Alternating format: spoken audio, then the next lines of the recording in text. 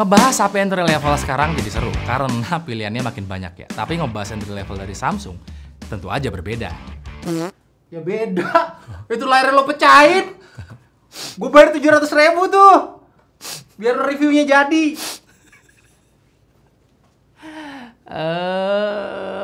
Ini review A06 unsensor ini.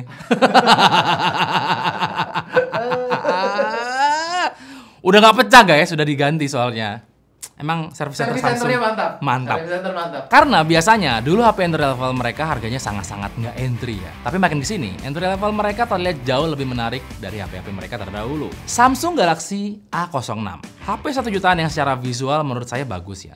Sebenarnya nggak terlalu wow, bahkan materialnya pun sudah pasti masih menggunakan plastik ya. Tapi entah kenapa material plastik buatan Samsung ini terasa lebih mahal dibandingkan HP-HP lain di range harga yang sama. Ini agak bias ya, tapi saya ngerasa plastik di HP ini tuh kerasa lebih padat gitu ya. Mungkin kayak bandingin plastik curah sama plastik Lion Star gitu. Lion Star masih ada nggak sih? Apa? Lion Star masih ada nggak sih? Plastik laser ada.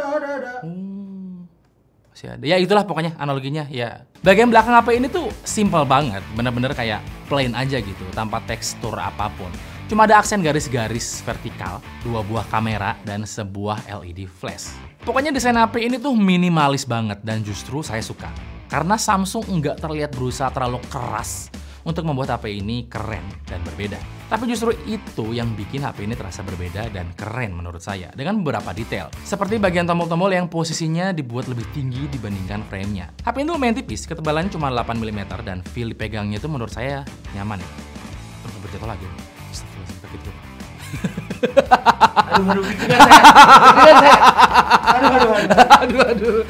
Seperti apa HP Samsung lainnya, dalam paket penjualan kita tidak akan menemukan soft case. Jangankan soft case, kepala charger aja dia nggak dapat loh. HP entry level, buset. Tapi ya Samsung tetaplah Samsung. Dibilang pelit, emang iya gitu. Dan mungkin ini adalah cara mereka untuk bisa menekan harga, walaupun pakai alasan ramah lingkungan. Bentar. Cek. Biasanya Samsung kalau entry levelnya dia dibonusin. Bentar. Samsung A06 kan? Kita lihat. Biasanya dibonusin. Dibonusin om. Bonusin. Tuh, lihat tuh. Gratis adapter charger 25 watt. Oh gitu. Belinya di mana itu? Di toko Samsung. Oh, toko Samsung. Revisi. Ini yang buat skripnya kacau nih. Enggak sih. Maksudnya Samsung ternyata memberikan gratis charger 25 watt. Tapi nggak di box. Nggak di box. Di box terpisah. Itu promo berlaku sampai kapan, Bang? Nggak, itu cuma di Indo doang. Sebenarnya harus internasional, mereka nggak ngasih harusnya. Karena visi global harusnya nggak ngasih. Memang. Oh, berarti Samsung Indonesia tidak mendukung rencana global untuk green, green. Daripada barangnya kagak laku, kena roasting sama netizen. Nyerah lah. Baik, dapat charger guys, 25 watt gratis. Layar di HP ini masih 60 Hz alias masih sangat-sangat standar. Agak susah memang kalau mau bandingin HP ini dengan brand-brand dari Tiongkok sana ya. Misalnya Tecno yang bisa ngasih layar 120 Hz di HP 1 juta mereka. Emang brand itu agak nggak waras ya? Nama juga brand amal. Jadi mending nggak usah dipikirin deh, cukup dibeli aja HP-nya. Samsung tuh beda sama brand lain yang terkadang nggak mau ngasih tahu apa SoC yang dipakai di HP murah mereka. Mereka lebih memilih untuk ngasih tahu HP ini pakai octa-core, quad-core, dan cuma ngasih tahu kecepatannya aja. Tapi mereka nggak mau nyebutin SoC apa yang dipakai. Sedangkan Samsung dengan pede mereka nulis kalau HP ini pakai Helio G85 atau G85. Yang mana kita semua tahu ya, sebenarnya SoC ini bukan SoC ngebut. Helio G85 itu menurut saya ya, performanya biasa aja. Kalau boleh jujur, batas nyaman saya ada di Helio G99. Pakai SoC ini saya merasakan sensasi gemes. Karena delaynya cukup bikin saya nggak nyaman. Swipe layar nge-lag, buka aplikasi delay, pindah ke aplikasi juga ada jeda. Pokoknya sangat menguji kesabaran kita lah. Ini subjektif banget ya. Hal ini terjadi karena memang saya terbiasa pakai SoC yang ngebut. Jadi feeling lambat itu tuh kerasa banget gitu, lebih ke emphasize gitu.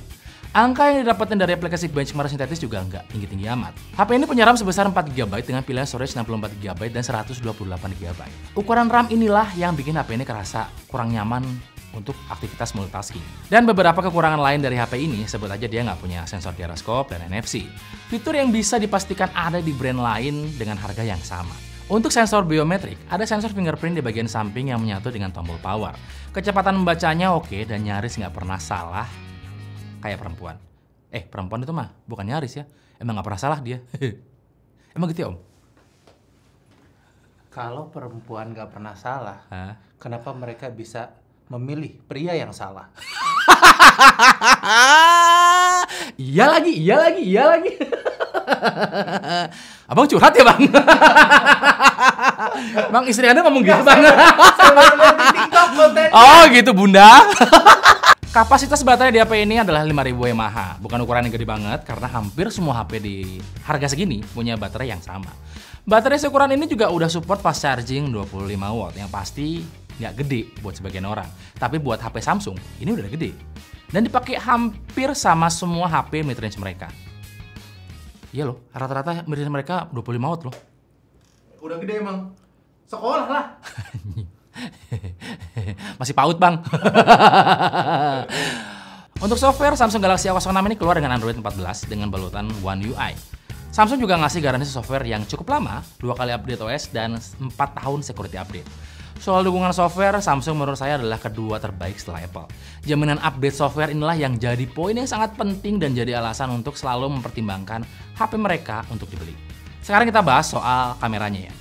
Di bagian belakang ada 2 buah kamera, 50 megapiksel kamera utama dan 2 megapiksel kamera depth. Di depan ada juga sebuah kamera beresolusi 8 megapiksel. Jujur aja, sebagai HP entry level, ekspektasi saya ke kamera HP ini awalnya nggak terlalu tinggi.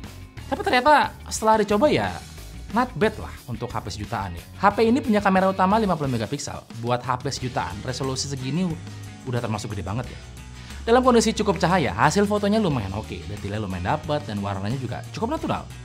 Saya pakai buat foto pemandangan dan makanan, hasilnya nggak malu-maluin buat di-upload ke medsos kok. Yang agak bikin kesel adalah dynamic range-nya, yang nggak bagus performanya. Foto-foto gampang banget gelap, setiap kali ada sumber cahaya yang terlalu banyak. Dalam kondisi low light, kualitas fotonya terasa agak menurun ya, tapi masih cukup pamerable. Noise-nya mulai kelihatan, detailnya agak berkurang, tapi ya oke lah. HP ini juga punya kamera depth 2 megapiksel, fungsinya buat ngasih efek bokeh di foto portrait. Lumayan lah, walau foto potretnya cuman lumayan aja menurut saya. Minimal kamera ini punya fungsi lain lah, buat nemenin si kamera utama biar nggak kesepian. Nah, buat kamera depannya beresolusi 8 megapiksel. Kualitasnya lumayan oke, yang pasti sulit dibandingkan sama 8 megapiksel di brand lainnya. Yang ini kelihatan jauh lebih bagus dan lebih matang aja gitu. Dalam kondisi cukup cahaya, hasilnya lumayan oke. Detailnya cukup bagus, warnanya cukup natural, dan nggak bikin muka kelihatan pucat kayak orang kurang darah. Tapi dalam kondisi low light, ya begitulah. Kalian bisa lihat sendiri deh. Untuk perekaman video, HP ini bisa merekam video dengan resolusi maksimal di 1080p di 30 fps. Kualitasnya standar, nggak ada yang spesial. Stabilisasinya juga masih terasa kurang. Jadi kalau nge-shoot sambil jalan, hasilnya bakal agak goyang-goyang gitu. HP murah dari Samsung ini bisa merekam video hingga resolusi Full HD di 30 fps. Hasilnya, saya nggak bisa berharap banyak dari handphone entry level, walaupun ini entry levelnya punya Samsung. Tapi menurut saya kalau kita compare dengan handphone lain di harga yang sama, kayaknya kualitas perekaman videonya masih bisa bersaing ya, walaupun mentok di Full HD aja. Tapi kalau yang saya lihat, walaupun berguncang kamera depannya, tapi lumayan oke, terutama untuk skin tone-nya. Kesimpulannya, HP ini lumayan oke untuk sebuah HP entry level. Pilihan yang bijak kalau kita punya budget yang terbatas, tapi mau main aman gitu. Dengan membeli HP dengan brand yang ngasih kepastian. Kepastian purna jual sampai kepastian update software. Berbeda dengan brand lain yang hobinya ngumbar spesifikasi dan janji manis. Setelah dibeli, konsumen seolah dilupakan dan dipaksa nerima kondisi si HP dengan alasan, kan udah dikasih spek tinggi. Kalau saya harus memilih, saya jelas akan pilih HP ini untuk orang tua saya atau saudara-saudara saya. Alasannya jelas, aman. Gimana menurut kalian? Udah dibahas tentang Samsung Nox-nya juga kan? Saya nggak bahas Samsung Nox loh. Ini ada Nox-nya, keren. Apa kerennya pertanyaan saya? Apa kerennya? Kagak kena ini. Saya, dapet paket. Om tahu nggak kenapa saya nggak bahas Nox? Kenapa? A55 saya kekelok gara-gara Nox. Datanya hilang semua. Kok bisa gitu? Tiba-tiba, saya mau cerita dikit ya. Ini mah karena bukan, ini review ya, jadi harus jujur. A55, lupa baterainya habis gitu. Setelah hidup, patternnya salah semua. Oh, yang patternnya salah ya. Iya. Dibawa ke Samsung Service Center berharap bisa bantu bukain gitu. Karena bukan kesalahan kita, tiba-tiba berubah aja. Dan harus diformat, harus di reset. Dan datanya tidak bisa datanya hilang. Datanya hilang. Berarti Makanya kalau pakai ini baterainya jangan sampai habis banget.